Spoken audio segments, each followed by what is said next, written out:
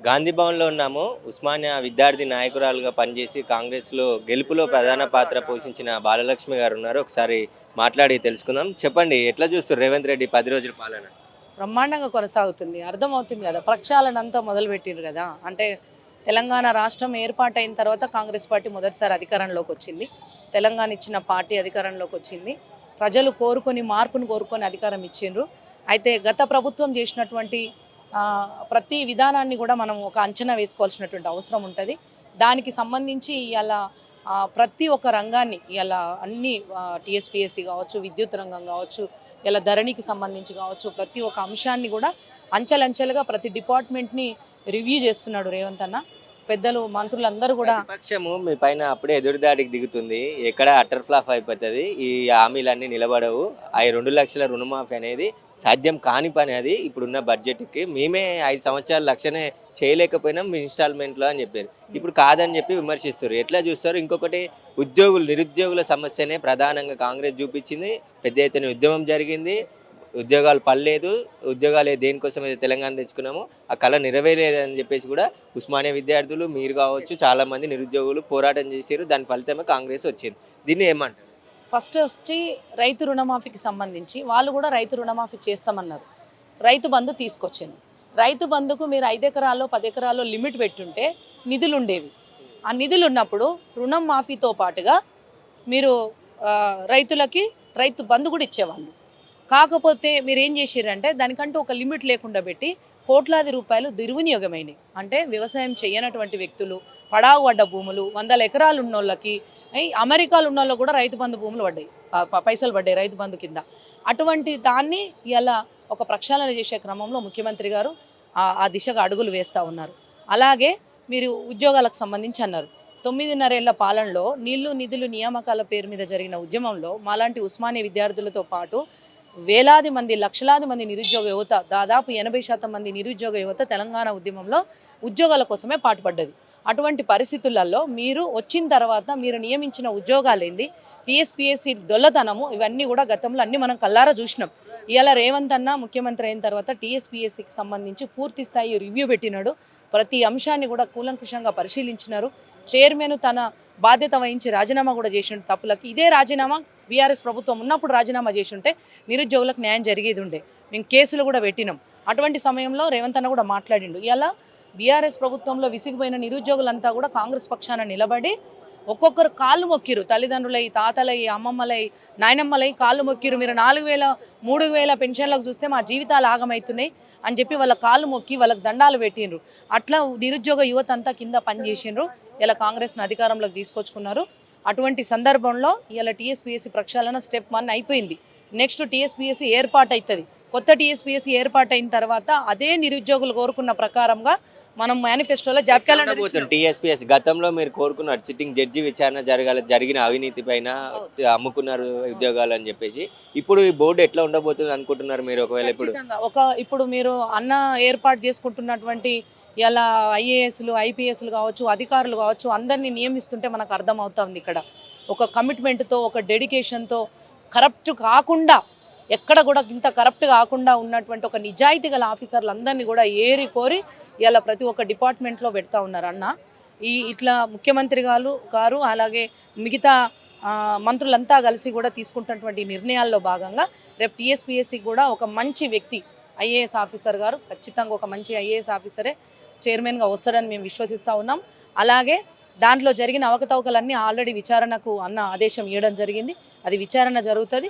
ఒకవైపు ఆ విచారణ జరుగుతుండగానే మోసపోయినటువంటి నిరుద్యోగులందరికీ న్యాయం జరిగే విధంగా టీఎస్పీఎస్సీ ఏర్పాటు కాగానే అంచెలంచెలుగా గ్రూప్ 1, గ్రూప్ 2, గ్రూప్ 4 అన్ని ఎగ్జామ్స్, దీంతోపాటు డిఎస్సి, అలాగే జేఎల్ అన్నీ కూడా అంచెలంచెలుగా ఎక్కడెక్కడ ఖాళీలు ఉన్నాయో నిపుణులు, ఇప్పుడు కోదండరామ్ సార్ ఉన్నారు, హరగోపాల్ సార్ ఉన్నారు, ఇట్లాంటి పెద్దలందరి సలహాలు సూచనలతోటి చాలామంది ఉన్నారు. పెద్దలు జానయ్య గారు ఉన్నారు, అంటే ప్రొఫెసర్లుగా పనిచేసినటువంటి వాళ్ళు, ఐఏఎస్లు ఉన్నారు, మురళీ సార్ ఐఏఎస్ గారు ఉన్నారు, ఐపీఎస్లు ఉన్నారు, చాలామంది మంచి మంచి క్యాడర్లలో పనిచేసినటువంటి మేధావులు, వీళ్ళందరి సలహాలు సూచనలు ఇలా రేవంత్ అన్న తీసుకుంటా ఉన్నారు.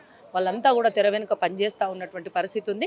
వాళ్ళందరి సూచనల సలహాల ఎన్ని ఉద్యోగాలు వచ్చే అవకాశం ఉంది అనుకుంటారు ఇప్పుడు కాంగ్రెస్ ప్రభుత్వంలో? గత ప్రభుత్వంలో రాలేదు, సరే వాళ్ళు వచ్చినాయి కూడా ఇబ్బందులకు గురై కోర్టు కేసుల్లో కొన్ని రద్దు చేయడం జరిగింది. ఇప్పుడు కాంగ్రెస్ ప్రభుత్వంలో నిరుద్యోగులకు ప్రభుత్వ ఉద్యోగాలు ఎన్ని వచ్చే అవకాశం ఉంది? ఖచ్చితంగా. ఎందుకంటే మనకు గత ప్రభుత్వంలో క్లియర్ డేటా లేదు. ఇప్పుడు 30 లక్షల మంది అప్లై చేసుకున్నారు.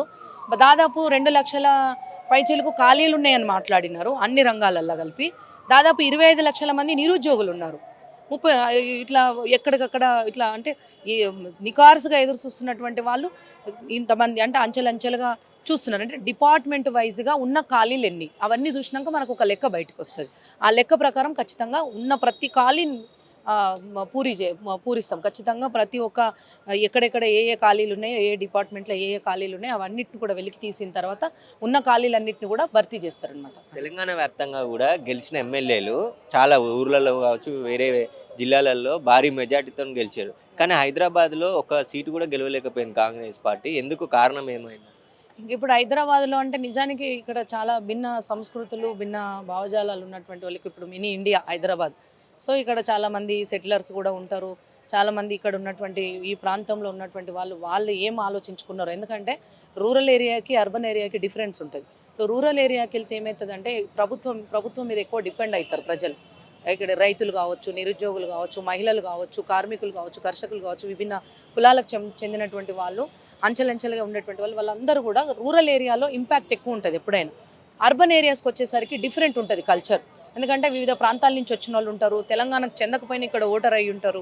ఇక్కడ అర్బన్లో ఒక జాబ్ ఓరియంటెడ్గా అంటే ప్రైవేటు సెక్టార్లో ఎక్కువ పనిచేసుకునే వాళ్ళు ఉంటారు. డిఫరెంట్ కల్చర్ ఉంటుంది.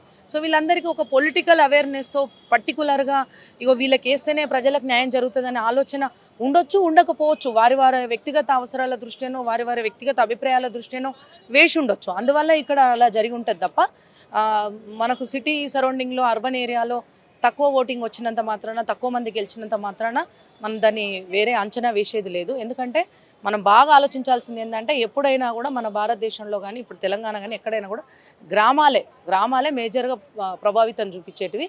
గ్రామాలలో ఉన్న ప్రజలే ఎక్కువ ప్రభుత్వం పట్ల ఒక దృష్టి సారించి ఉంటారు. అర్బన్ ఏరియా కల్చర్ డిఫరెంట్గా ఉంటుంది. ఆ కల్చర్ని బట్టి చేంజ్ అయ్యి ఉంటుంది. మీరు జనగాం నుంచి టికెట్ ఆశించారు కానీ రాలేదు. ఇప్పుడు ఎట్లా ఉండబోతుంది ప్రభుత్వంలో మీ పాత్ర?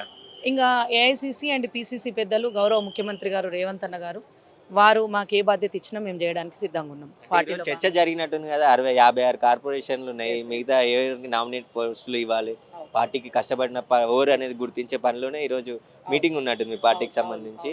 చర్చ జరిగింటే ఎవరెవరికి ఏమైనా డిసైడ్ చేసింటారు? అట్లేమీ లేదు. ఎవరెవరికి ఏం డిసైడ్ చేసిన చర్చ ఇవాళ జరిగింది. ఎందుకంటే మనకు రీసెంట్గానే గవర్నమెంట్ మనకు ఎస్టాబ్లిష్ అయింది. ఆ పనుల్లో వారు బిజీగా ఉన్నారు. ఇప్పుడు పార్టీ కోసము ఇప్పుడు ఈ మొన్నటి అసెంబ్లీ ఎన్నికల్లో గత 10 ఏళ్ళుగా, గత 20 ఏళ్ళుగా, గత 30 ఏళ్ళుగా తెలంగాణ ఉద్యమంలో కూడా పనిచేసిన వాళ్ళు, అంచెలంచెలుగా పనిచేసిన వాళ్ళు సీనియర్స్ ఉన్నారు, మహిళలు ఉన్నారు. నేను ఇప్పుడు జనరల్ సెక్రటరీని, తుంగతుర్తికి ఇన్ఛార్జ్గా పనిచేసిన, అక్కడ క్యాండిడేట్ని 51 మెజార్టీతో మనం గెలిపించుకొని వచ్చినాము. మెంబర్షిప్ డ్రైవ్ ఇన్ఛార్జ్గా అక్కడ మనం పనిచేసి భువనగిరి పార్లమెంట్లోనే తుంగతుర్తి నెంబర్ 1 పొజిషన్. అంటే ఇట్లా పార్టీకి డెడికేటెడ్గా, అంటే పార్టీ సిస్టంలో భాగంగా పార్టీకి డెడికేటెడ్గా ఒక లాయల్టీగా ఉండి పనిచేసిన వాళ్ళందరినీ కూడా వాళ్ళు గుర్తించి మనకు అవకాశం. ఎంపీ ఎలక్షన్లలో కాంగ్రెస్ పార్టీ ఎన్ని గెలవబోతుంది? ఖచ్చితంగా మేము 10 నుంచి 15 సీట్లు ఖచ్చితంగా గెలుస్తాం. 15 సీట్లు ఈజీగా. ఎందుకంటే మనకు సెంట్రల్లో కూడా కాంగ్రెస్ గవర్నమెంట్ రావాల్సిన ఆవశ్యకత ఉంది. ఎందుకంటే మోడీ నియంతృత్వ పాలనలు విసిగిపోయినారు ప్రజలు. అటువంటి పరిస్థితి ఉన్నది కాబట్టి ఖచ్చితంగా సెంట్రల్లో కూడా రాహుల్ గాంధీ గారు, ఖర్గే గారు, ప్రియాంక గాంధీ గారు, సోనియా గాంధీ గారు వీళ్ళందరి నాయకత్వంలో ఇలా సెంట్రల్లో కూడా అధికారంలోకి తీసుకొచ్చే ప్రయత్నంలో ముందుకు వెళ్తున్నాం. కాబట్టి ఖచ్చితంగా తెలంగాణలో 15 సీట్లు మ్యాక్సిమం వస్తాయి. విపక్ష నాయకులు కొందరు మీ ప్రభుత్వం ఉండదు, ఇది 6 నెలల ప్రభుత్వమే, తప్పకుండా కూలిపోతుంది, మాదే ప్రభుత్వం వచ్చేదని చెప్తారు. ఎందుకంటారు? అంటే ఒకటి మనం గుర్తుపెట్టుకోవాలి ఇక్కడ. ఇప్పుడు వాళ్ళకు ఫస్ట్ ప్రభుత్వం ఏర్పడ్డప్పుడు ఇప్పుడు మాకెన్ని వచ్చినాయో అంతే వచ్చినాయి అప్పుడు వాళ్ళకు.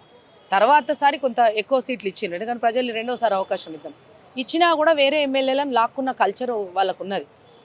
ఇక్కడి నుంచి అక్కడికి లాక్కున్న కల్చర్ ఉంది కాబట్టి ఇప్పుడు కూడా గట్టినే లాక్కొని గవర్నమెంట్ పడకూడదామనే కుట్రపూరితంగా వాళ్ళు ఏమన్నా ఆలోచన చేస్తుండొచ్చు.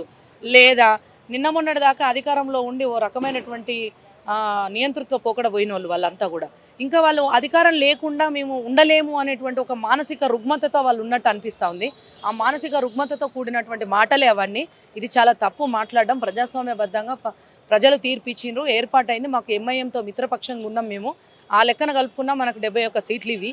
ఇటువంటి సందర్భంలో వాళ్ళు అట్లా మాట్లాడడం అనేది అది రాజకీయ అజ్ఞానంగా మేము భావిస్తున్నాం. మిత్రపక్షం మిత్రపక్షంగానే ఉంది కదా, మా అన్ననే చెప్పిండు కదా రేవంత్ అన్న. మీ పార్టీ నాయకుడే ఫిరోజ్ ఖాన్ అసలు ముచ్చటే లేదు, అసలు వాళ్ళతో మాకు కలిసే అవకాశం ఇక మనం అట్లా అనుకోవద్దు. మేము గౌరవ ముఖ్యమంత్రి గారు పిసిసి ప్రెసిడెంట్గా గౌరవ ముఖ్యమంత్రిగా ఉన్నటువంటి వాళ్ళు మేము ఎంఐఎంతో కలుపుకొని మేము ప్రభుత్వంలో ఎంఐఎం కూడా కాంగ్రెస్ వ్యతిరేకించింది కదా, అసలు కాంగ్రెస్ రావద్దు బీఆర్ఎస్ రావాలని చెప్పింది కదా గతంలో ఎలక్షన్ ముందు. ఏది ఎంఐఎం వ్యతిరేక అంటే ఇప్పుడు మేము ఏమంటున్నామంటే మా గౌరవ ముఖ్యమంత్రి గారు ఏదైతే మాట్లాడినో దానికి మేము కట్టుబడి ఉంటాం. వారు స్వయంగా వారే చెప్పారు, ఏమన్నారు, ఎంఐఎంతో కలుపుకొని మేము ప్రభుత్వాన్ని మిత్రులుగా మమ్మల్ని కలుపుకొని మేము ప్రభుత్వాన్ని ఏర్పాటు చేస్తాము. సొంతంగా మనకు మెజారిటీ ఉంది, వాళ్ళు కూడా మనతో ఉంటే మైనారిటీకి మేలు జరుగుతుంది. ఎందుకంటే గవర్నమెంట్ ఉన్నప్పుడు మైనారిటీలకు మేలు జరగాలన్నప్పుడు వాళ్ళంతా మనతో కలిసి ఉంటారనేది మన భావన. వారు ఏదైతే చెప్పినో దానికి మేము కట్టుబడి ఉంటాం, కానీ వ్యక్తిగత అభిప్రాయాలకు ఇక్కడ తావు లేదు. గతంలో నువ్వు కేసీఆర్ ముఖ్యమంత్రి అయిన తర్వాత యూనివర్సిటీకి రాలేదు, ఇప్పుడు రేవంత్ రెడ్డిని తీసుకుపోతారా? తీసుకుపోతాం, మేము సగర్వంగా తీసుకుపోతాం. మేము తెలంగాణ ఉద్యమం అయిపోయిన తర్వాత 2016లో రేవంత్ అన్న మా దగ్గరికి వచ్చిండు. ఇప్పుడు అప్పుడు ఒక నాయకుడిగా మా దగ్గరకు వచ్చిండు. ఇప్పుడు ఒక రాష్ట్ర ముఖ్యమంత్రి హోదాలో సగర్వంగా తీసుకుపోతాము. 9.5 ఏళ్ళు పాలించిన కేసీఆర్ పరిపాలనలో మా నాయకులను రానియలేదు, మా రాహుల్ గాంధీని రానియలేదు. ఇవాళ సగర్వంగా సోనియమ్మతో సహా అందరినీ మేము దఫాలుగా ఆయా టైంలను బట్టి వాళ్ళు ఫ్రీగా ఉన్న టైంలో, ఎందుకంటే ఎలక్షన్స్ ఉన్నాయి, ఇప్పుడు లోకల్ బాడీ ఎలక్షన్స్ ఉన్నాయి, మనకు ఎంపీ ఎన్నికలు ఉన్నాయి, వీటన్నిటిని వేసుకొని దీన్ని ఆధారంగా చేసుకొని ఫస్ట్ రేవంత్ అన్నని తీసుకుపోతాం. మేము సగర్వంగా ముఖ్యమంత్రి గారిని మేము మా ఆర్ట్స్ కాలేజ్ దగ్గర తీసుకుపోతాం. ఓయూ విద్యార్థులు అడ్డుకోరు కదా, రాలేదు కేసీఆర్ అని, మరి రేవంత్ రెడ్డిని కూడా అడ్డుకునే అవకాశం? రేవంత్ రెడ్డిని ఎందుకు అడ్డుకుంటారు? ఆయనకు అధికారం ఇచ్చిందే ఇప్పుడు కదా, ఆయన ఏం పని చేయకపోతే అడ్డుకోవాలి. ఆయనకు ఇప్పుడు పని చేయడం మొదలుపెట్టిండు ఆయన ఆల్రెడీ. అప్పుడు ఏంటంటే ముఖ్యమంత్రి గారు పని చేయలే, ఓయూ విద్యార్థులకు న్యాయం చేయలే. ఇప్పుడు టీచింగ్ నాన్ టీచింగ్ స్టాఫ్ కావచ్చు, అక్కడ హాస్టల్స్ కావచ్చు, ఫుడ్ కావచ్చు, ఫెసిలిటీస్ ఏవీ లేవు, అక్కడ కాంట్రాక్ట్ ఉద్యోగులను తీసేయటం కావచ్చు, కార్మికుల పొట్టగొట్టడం కావచ్చు, ఇలా ఇనుప కంచెలు వేయడం కావచ్చు, మనకు నిధులు చక్కగా ఇవ్వకపోవడం కావచ్చు, చైతన్యవంతమైన ఉస్మానియా యూనివర్సిటీని ఒక కాన్సన్ట్రేషన్ క్యాంపుగా మార్చడం కావచ్చు, అట్లాంటి పరిస్థితులన్నింటినీ ఆయన చేసిండు కాబట్టి ఆయనను అడ్డుకున్నారు. వీరు స్వేచ్ఛగా పంపిస్తున్నారు కదా, ప్రగతి భవన్కు ప్రజాభవన్గా పేరు మార్చుకొని కంచెలన్నీ తొలగించినారు, సెక్రటేరియట్లకు స్వేచ్ఛగా వెళ్ళొస్తున్నాం. ఇలా మేము కూడా మా వీసీ గారిని మేమంతా కలిసి చెప్పినాం. లాస్ట్ వీకే మేము గవర్నమెంట్ వచ్చిన అదే మనకు రిజల్ట్ వచ్చిన తెల్లారవే మా వీసీ గారిని కూడా మేము కలిసినాము. ఇప్పుడు మాకు వాళ్ళు వ్యతిరేకించాలి అని అంటే దానికి ఒక నైతిక బాధ్యత ఉండాలి. ముందు ఈయన ఇంకా పనే మనం ఇప్పుడు మొదలుపెట్టినాం కదా, మీరు 5-6 నెలల తర్వాతనో ఏడాది తర్వాతనో అంటే అప్పుడు అన్న ఏమన్నా గవర్నమెంట్లో ఏమన్నా తప్పులు జరిగితే మీరు అడుగుతారు. అది ప్రజాస్వామ్యబద్ధం, వాయిస్ ఉంది, అది ఆ వాయిస్ ఉంటుంది మనకు. అట్లా ఆ అవకాశం లేకుండా అది వాళ్ళ విజ్ఞతకు వదిలేస్తాం మనం. మరి ఎలా చూడబోతున్నాం బాలలక్ష్మిని కాంగ్రెస్ ప్రభుత్వంలో, ఎట్లా చూడబోతున్నాం? చూద్దాం. ఇక గవర్నమెంట్లో పెద్దలు రేవంత్ అన్న గారు మిగతా పెద్దలంతా కలిసి మాలాంటి వాళ్ళకి ఏమో అవకాశం ఇస్తారో వేచి చూస్తున్నాం. వారు ఏ అవకాశం ఇచ్చినా ఆ బాధ్యతని మనం చేస్తాం. ఇంతవరకు పార్టీలో కూడా ఏ బాధ్యత ఇచ్చినా చేసినాం, ఇప్పుడు ప్రభుత్వంలో ఏ బాధ్యత ఇచ్చినా కూడా గౌరవంగా చేసుకుంటాం. Thank you. ఇది ప్రజల ప్రభుత్వం, ఇప్పుడే ప్రభుత్వం ఏర్పాటు అయింది కాబట్టి అంచెలంచెలుగా ఏవైతే ఖాళీలు ఉన్నాయో ప్రభుత్వంలో ఆ ఖాళీలన్నిటిని కూడా కాంగ్రెస్ ప్రభుత్వం రేవంత్ రెడ్డి ఖచ్చితంగా అమలు చేస్తాడు, ఉద్యోగాలు కూడా కల్పిస్తాడని చెప్పేసి కూడా ఓయూ బాలలక్ష్మి చెప్తుంది.